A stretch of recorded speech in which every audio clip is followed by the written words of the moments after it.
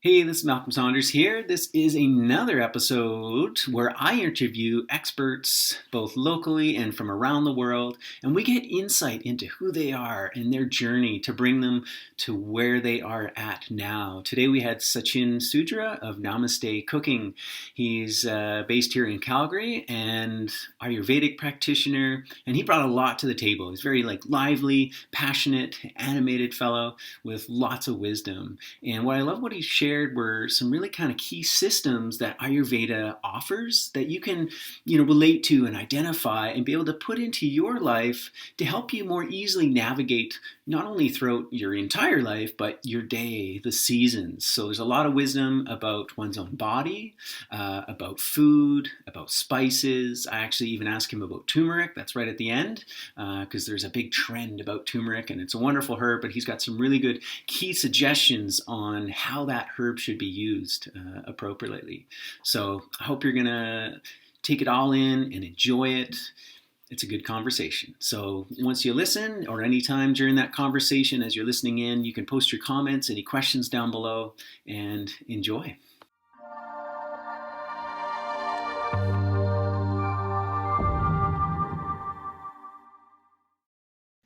All right, welcome, Sachin.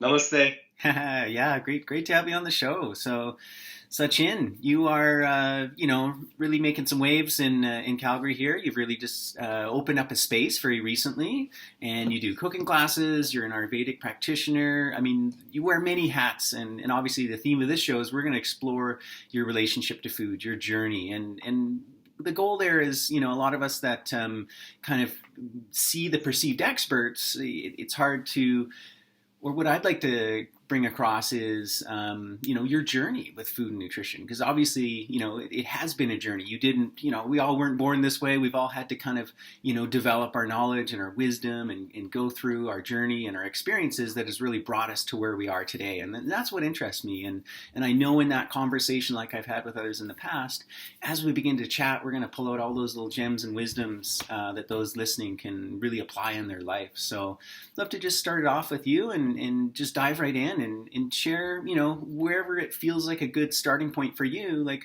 when did it all begin? Was it an early interest in food, or was it a decision you made at some point in your life that kind of led you on the path that you're on? Sure. Well, like everything, the real wisdom came from one person in my life, and that was just from yesterday, which was Mother's Day, and it's my mother. My mother is my true guru. It's not a guy in India who I'm following down the road. It's totally the mother, because that's my foundation of cooking. I'm South Asian Indian by birthright, but I'm a planetary being. But I guess what I'm saying is that being raised as a man, we weren't taught to cook. We were taught to make money and babies. So originally I flew towards making food and I loved it. Not allowed to do it. So for myself, my journey, I've had some ailments in my health in the past, and the one thing that helped me out, no matter what, to keep me on track, aside from yoga, meditation, nature, all of the other formalities of healing, has always been food, because it's what we eat. It creates that balance within the mind and the body and spirit. So I've always gone back to food. And when I lived in Montreal on my own, I used to cook for art parties. We just cook for people, and the beauty came from serving people and seeing how do they react after you create something for them. And so when we hear the word prana, like chi, it's how can I bring that energetic out within what I produce for another? And I'm doing that now through spices and Ayurvedic food. So that's a little bit of my journey. So it's been personal, and it's been sharing with community. Cool. Yeah. Yeah, I know. I love that. I love how you're saying, honoring your mother as your guru and your teacher. How early was it that you, like you say, I mean, men were raised to, make money and babies. At what age were you like, what, I like being in the kitchen. I want to learn from mom. Was it as a child or later as a teenager? What time did you start kind of spending that time in the kitchen with her and learning those arts? Yeah, since I was a child, I've always just been watching my grandmothers and moms make food, but I've tried to pick at it, but not allowed. So when parents would leave, I'd try to make itchy band and I'd burn it. Small as that.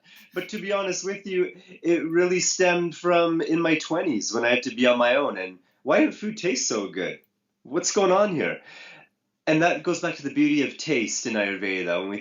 When I think of touch, taste, sense, sight, what we hear, and why would those senses really being there through what I was eating? And that got me into dwelling into this whole practice of Ayurvedic cooking through spice as a foundation, to be honest, in all worldly foods. And that's when I went down the rabbit hole because, that's when I found such a relationship as yourself to cooking and creating and indulging in those fusions. So that was the fun part for me where it really hit home. Yeah. Yeah, and I know in this conversation we're going to get into food as a spiritual path, right? And you've already mentioned it in terms of like the healing spices, but even in just like the devotion, right? Just like putting your energy into food and serving it, and really like being of service to others and helping nourish them. Yeah, well, it's interesting you say that because right here, I have some organic butter, some sage, fennel, and turmeric.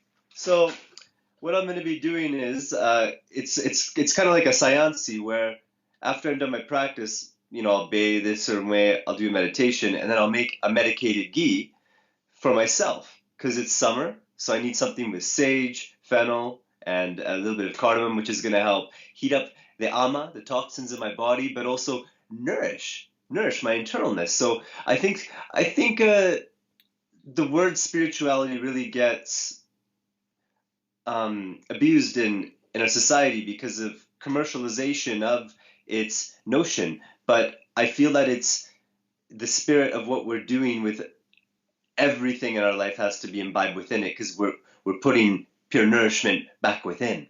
So straight up, Malcolm, it's all, in my opinion, and as well, I know that through whatever practice we're doing, even if it's a hunter or a gatherer or a wildcrafter or just someone in the bakery, it's completely all about the intention and the energetic of that being that they put back into it. Most definitely. Cool. Yeah, I love what you're saying. I mean, I got into yoga and meditation. I explored, many different branches of Eastern religion. And for a number of years, it was always this idea of like, like ascension, like spirituality was somewhere else. It was to be experienced later. It was to be experienced like off of this plane. And what I hear you saying is really it's about that every day, right? To be present, to be fully grounded in all your senses. Like you said, the taste, the touch, the smell, as well as just your daily rituals. And in the old like quote, just to like to be here now, right? To just be on this earth, and in a sense, like the mundane is the spiritual. To make the mundane that. Yeah, it's funny you say that because I was listening to an elder speak in the morning, and he was speaking on how everyone wants to ascend and get to nirvana, but in a sense, being present in the now is actually that state because we're living within it. So I feel, yeah, it's really a beautiful place to just be present, no matter what we're under or experiencing, because all we really have is now. Yeah. So here's maybe a kind of a deep question here. How do you see, food or spices? I mean, let's call them all one and the same, assisting you in that? And how do you then, open that doorway for the people that you work with as well? Sure. So for myself, I'll use food as a mechanism to keep me grounded, and I use it as a system to keep me balanced within be my organs, my mind, my digestion, in correlation to the seasons that we're in. So we're in spring, so I'll definitely be having a lot of, not a lot, but turmeric, cumin, a gradual amount of heating spices and cooling spices because it's more heating, cooling part of me. That's how I'll help it assist myself in foods I'm eating and eliminating some because they could be over-aggravating, for instance, for my organs or for my chest. We notice a lot of time in the spring So people have a lot of mucus, chest-related for allergies that get related due to polyps. In Ayurveda, they call that a kapha-related aggravations because it has to do with water and earth. So heavy amount of earth, so we have to move that around. For people, I educate them in that aspect of, well, I'm doing that right now actually with a couple of yoga studios in Calgary where we're doing spring cleanses for Ayurveda. So a lot of the yogi scene, they're doing khichdi cleanses, which is basically rice and split mung beans with turmeric, ghee, salt, and pepper. But my indication to the individuals is you have to look at what your individual metabolic rate is. What's your mind and body type like? And then let's find what kinds of spices, herbs, which you sell at the Awesome Light Cellar, by the way, you can incorporate into that diet for yourself. Because just like our job, relationships, the food, vehicle we drive, the places we live in, relationships we have to custom tailor our diet to ourselves. And that's what I do, and I really help motivate and inspire people to be like, okay, this is where I'm at, who I am, so maybe I need to be having more cayenne pepper and turmeric, and maybe some ghee, or maybe I don't need to have any of those, and maybe I need to have something more of a cooling attribute to my body because I might have more acidity and more heat that builds up in my body. Or for an individual as myself who's really skinny, I might probably need to have more nourishing, warmer foods, which lubricate and nourish this vessel so it's more grounded. Cool. No, that's great, and that's what I love about Ayurveda, and very similar to kind of traditional Chinese medicine, and these ancient practices, these ancient systems that have developed over hundreds, thousands of years. And what I hear you say, and what I'd love to dive into, is basically like a system that people can get into that's been developed, that has this wisdom that's easily relatable, that they can put themselves into. Like you talked about, a constitutional type, and there's simple observations. Okay, like I'm quite skinny. I tend to be a little bit more, hot tempered.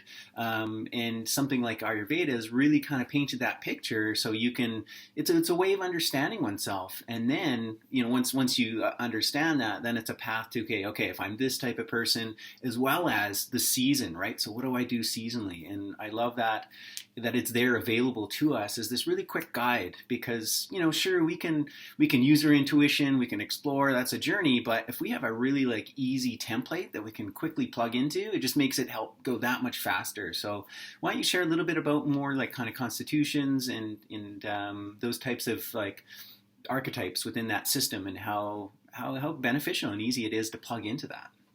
Sure. So, for instance, when I do yoga teacher training, which we call Ayurvedic yoga teacher training, or just teach people about these archetypes of what they mean, think of your iPod.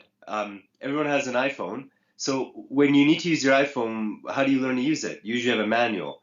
So just like in that, within Ayurveda and all these systems of sciences, be Western, Chinese medicine, but Ayurvedic especially right now that we're talking about, we have a manual. So we have manuals that are given to us which can help us understand these things. So it's a lot about self-education, but when we look at the archetypes of individuals, look at it this way. We have elements that exist in the nature of air, fire, water, and earth. Now, if we consider ourselves as an individual, we can consider maybe I might be more of an air element because I might be more prone to anxiety. I might be very talkative. I might be thin-boned, thin-framed. I might be more of a leader, very fiery, snappy, sharp, know how to get things punctually done. I might have more lean, lustrous muscle as well.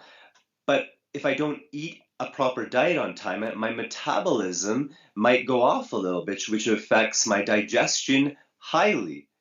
And I might get affected by the sun. Or I might be more thicker boned, larger tissues being muscles, pardon me, not muscles, but fat and bones. And I might be a little bit more slower and chill and relaxed.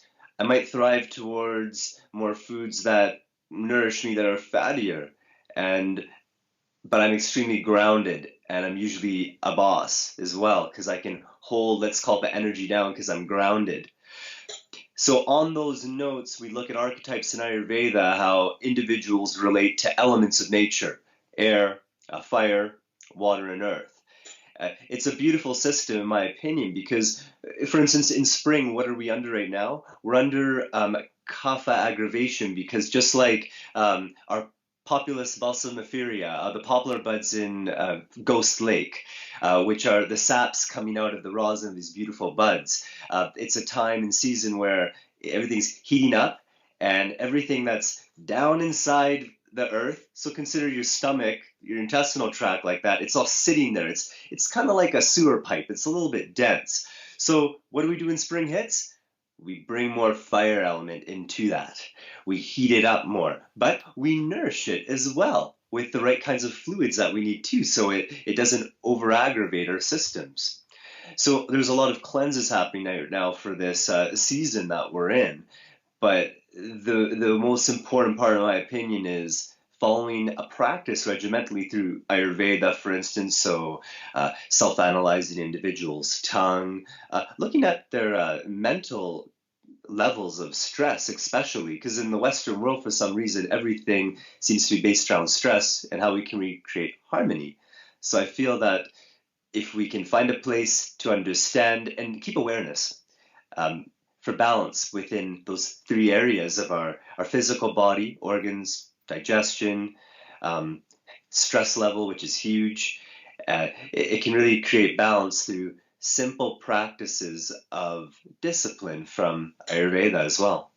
Yeah, that's cool. Okay, so we got, constitutions and body types, and, I know you didn't say the words, but I know that those are broken down into Vata, Pitta, and Kapha, and one can see you, take a class, one can kind of do a little research online, and just like you were explaining, right? Am I kind of this more kind of heavy set, big bone, grounded person, or am I more that kind of fiery person? And it's quite easy to navigate, and especially when you get with someone like yourself as a practitioner. So you have that on the kind of individual level. You have the seasons as well that have their own energetics that are going on, and then we can even look at that, a third, and I'm sure there's lots more pieces of food, and food having those different qualities as well, with the taste as well as with their own energetics. And I remember studying Ayurveda, and they talk about, and I'm sure there's much more to it than this, but kind of the Sattva, the Rajas, and the Tamas, like food having its own qualities and how we can match those to our constitution as well as the season.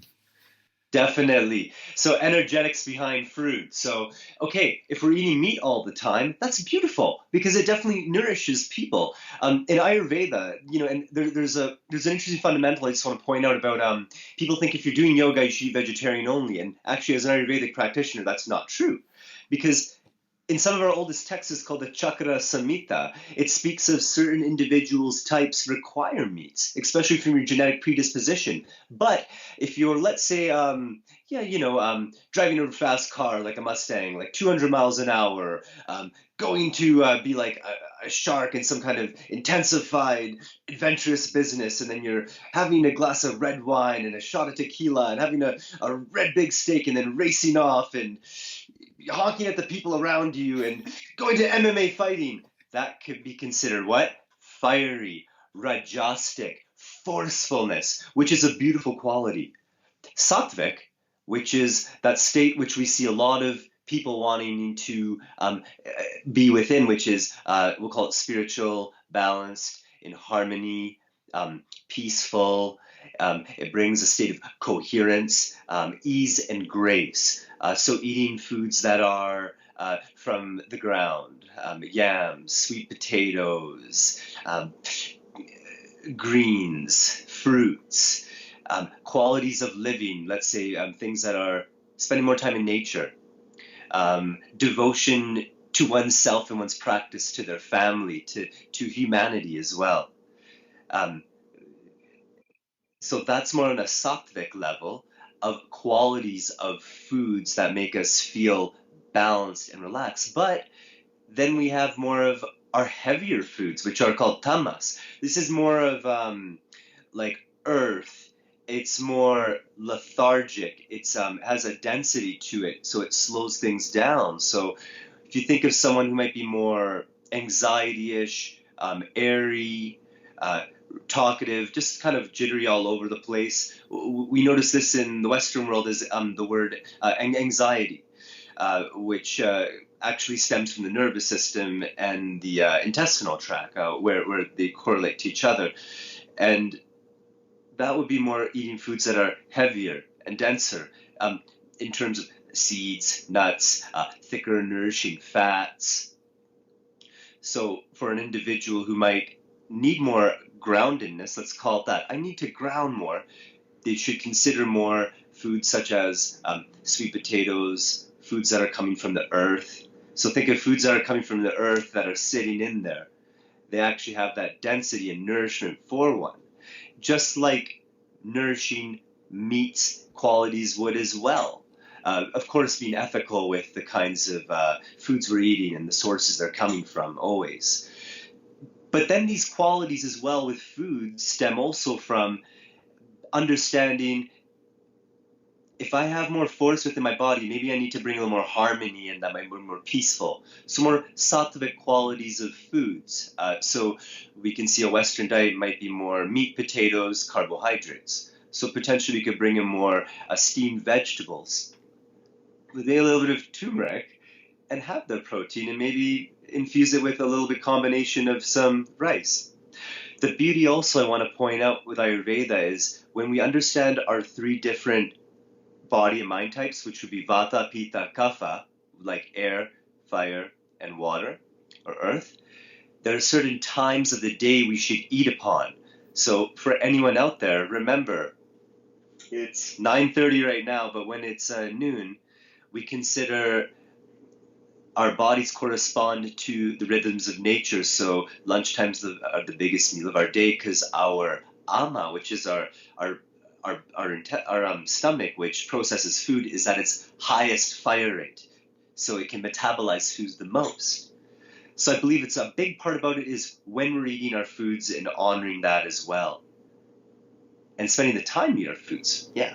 Right. No, that's cool. I love how you didn't paint it black or white either, right? Just to open that up. I know for me, when I was kind of on my kind of like real like yogic meditation, like spiritual path, it was all right. Meat was bad. Rajasic foods are bad. It's had to be sattva.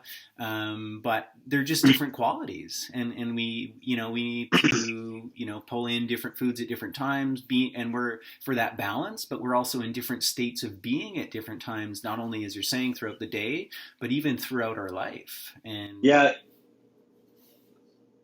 no, I'm sorry, Malcolm. I guess what I want to say is, if you think of maybe a lot of people are listening to this or come to the Light Cellar to hear you teach, I notice that they're usually young people. They're in their 30s, 40s. So what are these times of states of people in their life? It's a Rajasic period. It's a Pitta period. Why? People are younger, they're ambitious, they're trying to get things going, create who they are, they have abundant amounts of energy. It's an ego time, really, because you're able to use that to become who you want, in a sense. Right. When we reach more of our later years in life, they consider those to be more sattvic predominantly, because there are more times when we're doing what life is all about, life and death, which is the absolute beauty, going back to that peaceful state. The tamasic state is when we're at birth, because we're coming out of the womb, we're full of earth and water, we're a plumpy fat baby. Definitely. But I do want to convey that a sattvic, harmonious, balanced diet, lifestyle, self-care practice, continual involvement of an individual's artistic practice is essential in their own self-discovery. But balance for whatever an individual is trying to cultivate at that time is important. So as yourself, what was the most important thing of you having a harmonious sattvic spiritual diet, we'll call it that, during those times for yourself? Yeah, well, for me, actually, it was during a period where, I first got into yoga and as like asanas, right? Doing the poses and this and that. And, that was fine. But what I was really after was like a deep meditation experience. And what I learned later on is actually there's so many different paths to yoga. There's the devotion path. There's, and one of the kind of elements and purposes of doing the asanas was to prepare oneself for meditation. And, in that sense too, so you prepare the body to be able to sit for long periods of time. And then, why I got into that really like kind of vegetarian sattvic diet was because that was the name of the game. It was like I was 70 and I'm contemplating death, but I was, I was 20, right? And it was part of my journey of trying to discover who I am and really kind of create some calm and some clarity. So everything I did was geared towards that, and it was great, and it worked for that period of time. But once I started shifting, once I became more active in the world, and exactly like you said, it was like just the more that outgoing, more that okay, I'm here to make things happen. I'm here to create. I'm here to do. I needed to shift my diet. The way I was eating was great for sitting 8 hours a day, but I needed other elements and other forces in there to fully nourish me. Yeah, because I think then if you don't nourish yourself, you just end up going on overload and you use your adrenals up. And I feel for men especially, health needs to be really cultivated like a jewel because of longevity, prostate. Geez, things you can think of men in their 30s who are losing their hair, grain, impotence, energy levels, and then it's all being forced with a cup of coffee, um, foods that will just stimulate us, which actually create more fire and will burn us out. So I convey you for your practice within cultivating your essence. And I think that's a big point about it, Malcolm, how you said you cultivated your life at a certain point when you needed to a certain way, and then you're on a different journey now. So you need more nourishment from different kinds of foods, be heavier in fats, proteins, oils, superfoods, the minerals, different kinds of herbs. But then, of course, the employment of what's the practice within those elements that you ingest, how do those get processed, and what's the energy that that provides you with? So I definitely feel that the yoga practice, the meditation, how can one eat all these amazing organic superfoods that are quite costly if you're stressed? It won't even get absorbed into the body properly. So I feel you're really right with meditation, finding a coherency within balance of the neurological state of the brain, so it's in balance. So it corresponds to our organs. So our organs are able to digest these foods and absorb their qualities properly, and we're on cloud nine. We're living a life we really want as an advantageous person. Yeah. And Cool. So one thing you mentioned that I wanted to kind of dive into this idea, for men, really like self-care, and we've been talking a lot about food.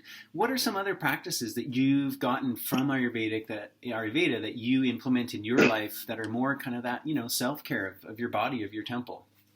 Sure. So with that, I just want to say, as much as I've studied Ayurveda, my practice has been extensively within Chinese philosophies, Western philosophies, and Ayurvedic philosophies because just like a square, it's a great parallel how they all intertwine.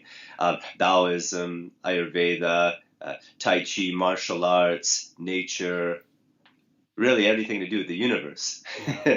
um, so, Malcolm, if I'm getting you correct, you're asking how should men cultivate their health? Well, yeah, you mentioned, cultivating your health, self-care practices. What I'm thinking of is even beyond Yeah. food, in that Oh, sense. yeah. Yeah. Okay. So, men, you want to cultivate your essence? You're having a heart. One first thing, straight up, hands down. Everyone has to bathe. Bathing is a sacred element for us, but I think men, one thing we need to learn is understanding something called our bandhas more, which is paying more attention to our lower organs. If we're going to take a shower, giving ourselves shots of cold showers. Dipping in a cold body of water is essential. Allowing ourselves to breathe in, not just to ourselves, into our nature. I think breath work is essential because a lot of issues I have with men who come to me are, I'm 30 years old, but I want to be stronger with my partner. And it's always a stress about devotion. And I asked the individual, well, do you ever work on your breathing? And they're like, not really. So I think breath work for men is essential. Self-care. One thing I've been doing a lot is oil in my nose, which helps lubricate and nourish and take mucus formation out of my chest and my glands.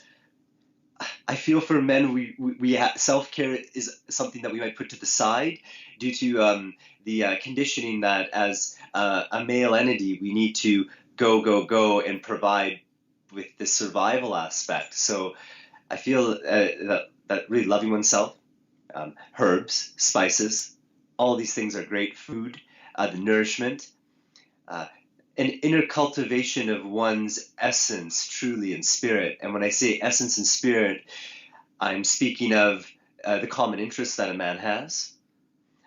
How is he getting back to himself inside? And when I say inside, I'm referring to understanding just not the material things, but truly who he is and what he feels within, so he can express that out to his relations and most importantly to himself. There's a variety of self-care aspects for men, in my opinion, that I self-coach men with, and I think it's very essential as men are in this modern world, and how we're respecting our feminine partners and to our male brothers. So we're seeing each other eye to eye, and not from a rajastic place of, let's call it, where we're competing against each other. Right. It's more in a place of harmony. Cool. Yeah, but definitely one for men. I gotta say, if you're gonna have a hot shower, dish it to ice cold and breathe into that. And hey, take your partner in with the shower with you and breathe in with her, and then go out and get back to work or do what you have to do. Yeah, for sure. No, powerful. Great. Thanks for that.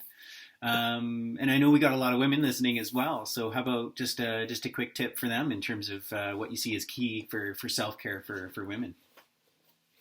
Well, I've been doing quite a few classes with yoga studios, and they're predominantly women, and right on women, because that's probably why you live longer than men, because, well, you have larger reproductive organs than us, and you are the creators. So, of course, it inherently makes sense how you have qualities that can inherently take in more vitamins and uh, shukriya, we call it, of reproductive fluid, plasma, which are vitamins in the body. But definitely one for women.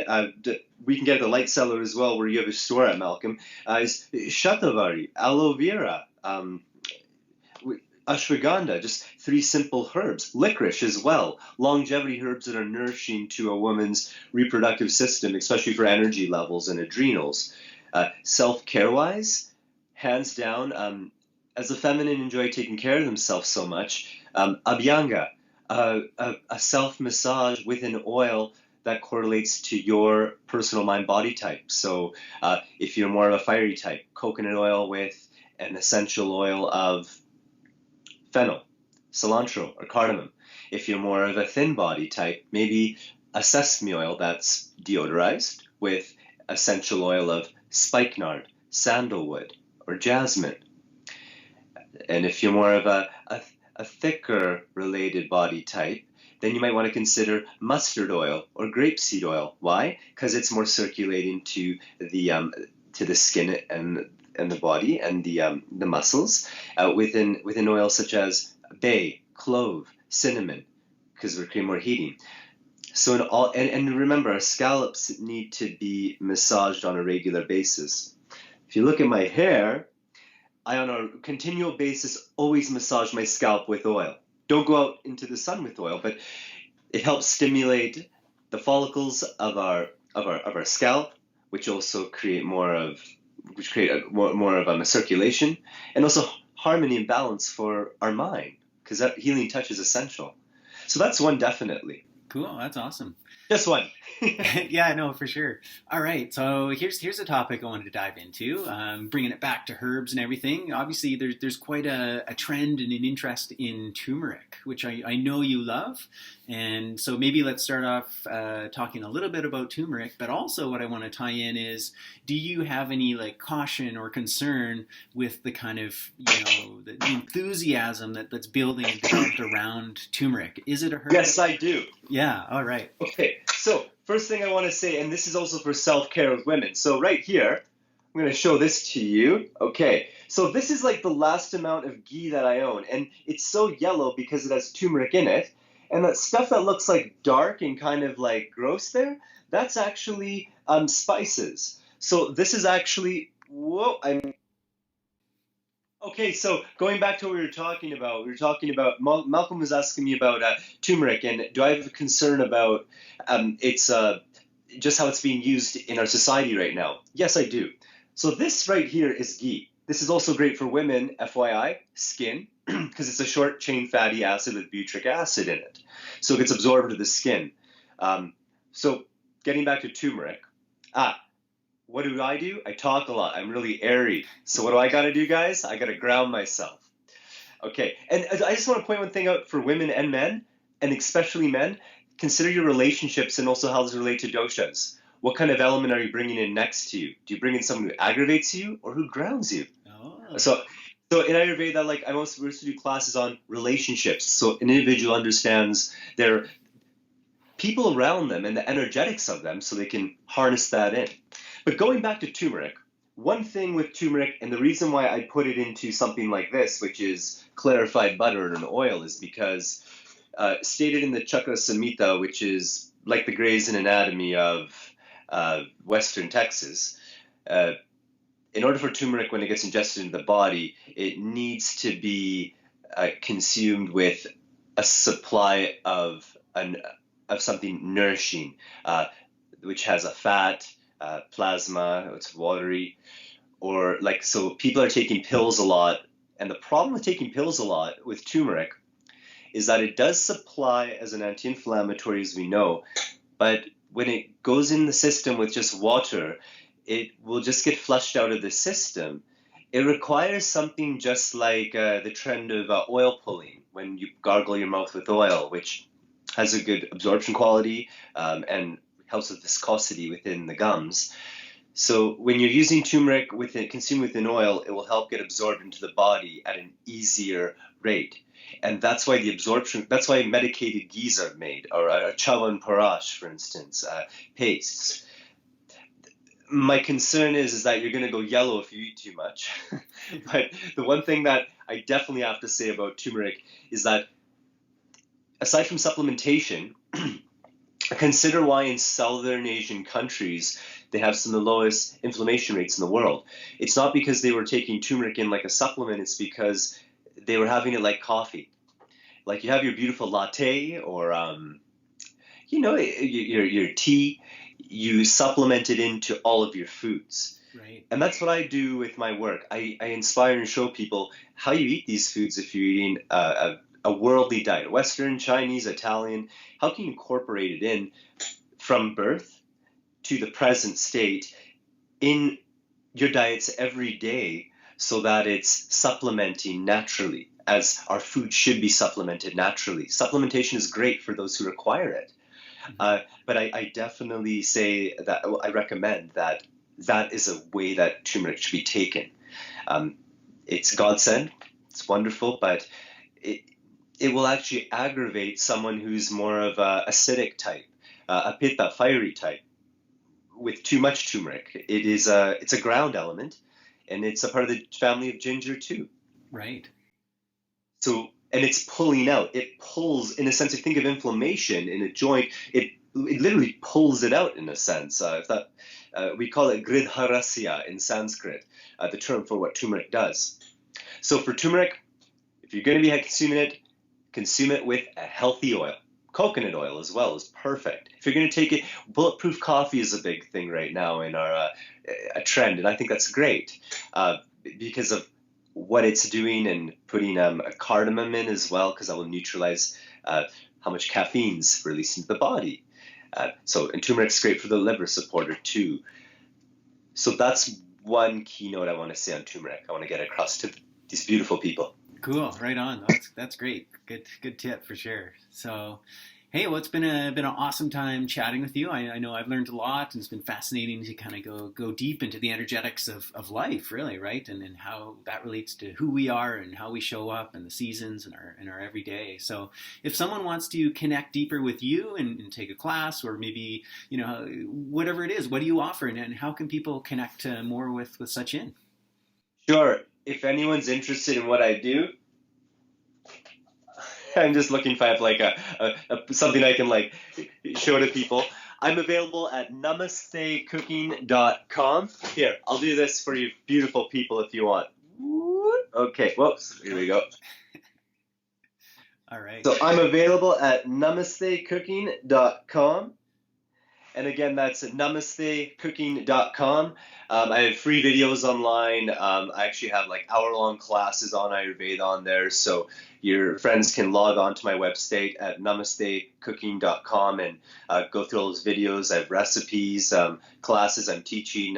I do one-on-one consultations as well. And just if there are any questions that you require, just feel free to send me an email, Malcolm. And thank you for creating these kinds of videos that we can share more with people and help them.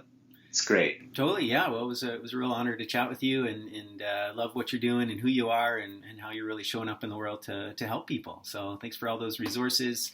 The links are down below, namastecooking.com. Get connected with Sachin. Maybe it starts with a video, then it's a consult, it's a class. You know, there's lots that you can choose from and get connected and more into his wisdom and way of life and bring it into yours. So thanks again for listening, and stay tuned for the next one.